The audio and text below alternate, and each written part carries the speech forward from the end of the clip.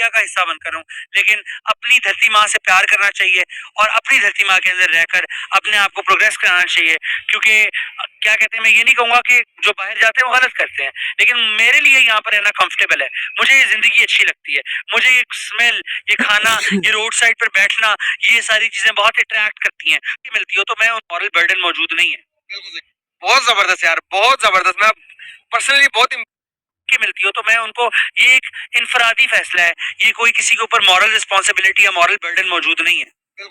بہت زبردست یار، بہت زبردست. میں پرسنلی بہت امپریس ہوا ہوں آپ سے. لیکن اللہ تعالیٰ نے آپ کو ایک چیز دے کر بہت ساری چیزیں ایسی دے دی ہیں کہ جو کہ آپ کی اسپیچ کے اندر ہے کہ ہزاروں لوگوں کا دل آپ ایزیلی جیت سکتے ہو. ایک اور کوشچن میرا، کیا ہمیں ہمارے جو پڑوسی ملک ہے اس کے ساتھ ہمارے ریلیشنز جو بھی خراب ہیں یہ آنے والے ٹائم کے اندر ٹھیک ہو سکتے ہیں یا نہیں؟ اگر ٹھیک کرنے کے لیے ہمیں کیا کچھ چکانا پڑے گا جو کہ ہم بہت زیادہ کچھ چکا پائے ہیں؟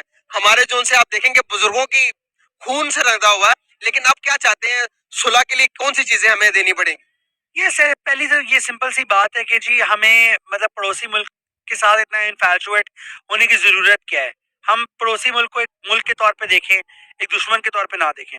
لیکن ہمیں دماغ کھپانے کی اس چیز پہ اتنی ضرورت نہیں ہے، کیونکہ نہ آپ ان تعلقات کو ٹھیک کر سکتے ہیں نہ میں ٹھیک کر سکتا ہوں. جو ٹھیک کر سکتے ہیں وہ ٹھیک کرنا نہیں چاہتے، کیونکہ ان لوگوں کو پھر پیسہ ملنا کم ہو جائے گا، اور جب ان کو پیسہ ملنا کم ہو جائے گا ان کی طاقت کم ہو جائے گی، اور وہ اپنی طاقت کو کم نہیں ہونے دینا چاہتے. تو کیونکہ وہ ہمارے اوپر مگرمچھ بیٹھے ہوئے ہیں، وہ اپنی طاقت کو لیجیٹمائز، اپنی طاقت کو کیا کہتے ہیں لیجیٹمائز اس طریقے سے کرتے ہیں، تو ان بناؤں کے اوپر وہ پڑوسی ملک سے کبھی تعلقات بہتر ہونا نہیں دینا چاہیں گے. جو ہماری اشرافی ہے، یہ جو ہماری رولنگ کلاس ہے، میں سمجھتا ہوں آپ کے سامعین بھی بڑے پڑھے لکھے ہیں، آج کل ہر بندے کو ہر چیز کی سمجھ ہے، ادھر بھی اور ادھر بھی دونوں جگہوں پر جو لوگ ہیں جو ان حالات کو کشیدہ کرنے کے ذمہ دار ہیں، وہ ان حالات کو کبھی بہتر ہونے نہیں دیں گے.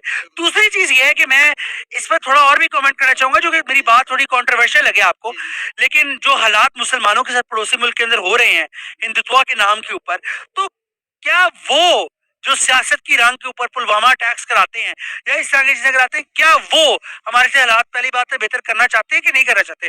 یہ بھی بہت بڑا سوالیہ نشان ہے کہ کن جگہوں پر ہم نے اسٹیپ لیا. ہم کرکٹ کھیلنا چاہتے ہیں ان کے ساتھ بائی لیٹرل سیریز، وہ تو یہ کہ ہم ورلڈ کپ کھیلنے وہاں جا رہے ہیں، وہ تو ایشیا کپ کھیلنے یہاں نہیں جا رہے.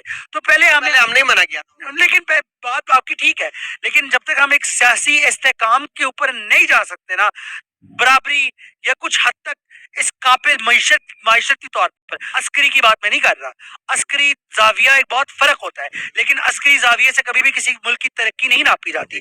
عسکری طور پر تو نارتھ کوریا ایک نیوکلیر طاقت ہے، لیکن کیا ہم نارتھ کوریا کے باسی نارتھ کوریا میں رہنے سے خوش ہیں؟ اس کا سوال کا جواب ہمارے پاس نہیں موجود.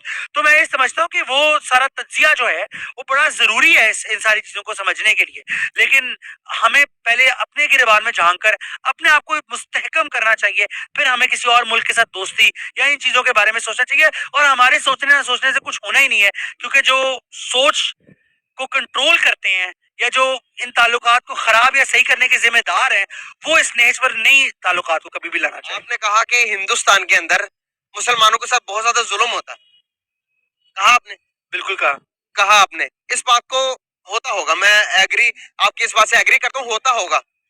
کیا پاکستان کے اندر مائنورٹیز کو ان کا پورا حقیق دیا جاتا ہے؟ دیکھیں ہم کوئی دودھ کے دھلے ہوئے نہیں ہیں، ٹھیک ہے، ہم بالکل کوئی دودھ کے دھلے ہوئے نہیں ہیں. ہم مائنورٹیز کو، میں یہ نہیں کہہ رہا کہ پاکستان کے اندر حقوق نہیں ملتے، مائنورٹیز کو حقوق ملنے کی ضرورت ہے، ہمیں بھی بہتر ہونے کی ضرورت ہے.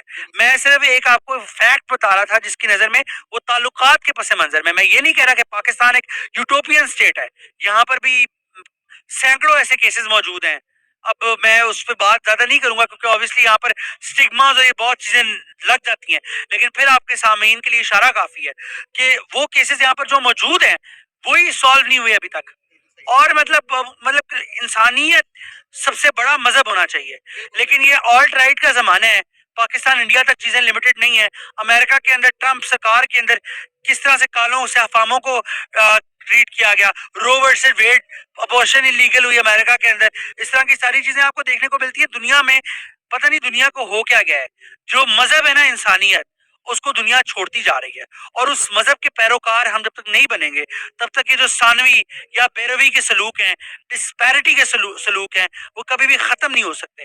لیکن میں سمجھتا ہوں کہ انسانیت سب سے بڑا مذہب ہے، اور ہمیں انسانیت کی ہی نقطۂ نگاہ سے چیزوں کو دیکھنا چاہیے، کیونکہ جب تک ہم ایک انسان کی نیچر سے ہم اپنے آپ کو نہیں دیکھیں گے تب تک ہم نہیں دیکھ سکتے، کیونکہ ہر مذہب، اسلام، عیسائی، بدھ مت، تحریہ بھی جو مذہب میں نہیں بھی یقین رکھتا، وہ انسانیت کا پرچار ضرور کرتا ہے۔ تو میں سمجھتا ہوں کہ جب ہر بندے کی سب کانشیس کے اندر انسان اور اس کی وقت موجود ہے تو اس کا پرچار بھی ہونا چاہیے، اور تبھی ممالک، شخصیات، سارے لوگ ایک پیسفل کو ایگزسٹنس کی طرف جا سکتے ہیں۔